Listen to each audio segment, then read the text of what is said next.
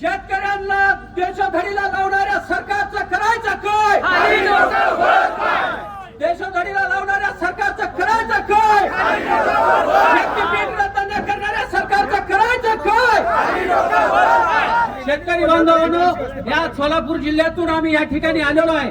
तर सोलापूर जिल्ह्यातून 15 ते 20 गाड्या घेऊन आम्ही या ठिकाणी शक्तीपीठ विरोधी संघर्ष समितीच्या वतीनं यांना तुमच्या जिल्ह्यातील जागृत शेतकऱ्यांना खऱ्याच महाराष्ट्राला जर या कोल्हापूर जिल्ह्यानं शेतकऱ्याला न्याय मिळवून देण्याचं काम इथल्या बंधू आणि भगिनींनी केलेलं आहे. आमचा जिल्हा जरा शांत आहे, परंतु तुमच्यासाठी आम्ही तिथेही असंच आंदोलन करू.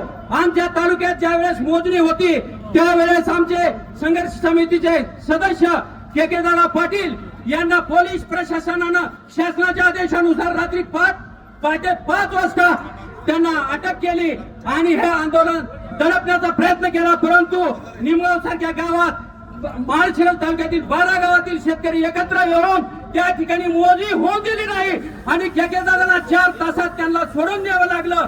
म्हणून शेतकऱ्याची एकजुटी राहिली पाहिजे आणि हा शक्तीपीठ महामार्ग रद्द झाला पाहिजे. या ठिकाणी माळशिरस तालुक्यातून केकेदादा असतील, आमचे ऍडव्होकेट वकील साहेब असतील, करकमचे शेतकरी असतील, एकाच करकम गावामध्ये 400 एकर क्षेत्र जात असताना त्या ठिकाणी 200 एकर द्राक्ष बाग उद्ध्वस्त होत आहे.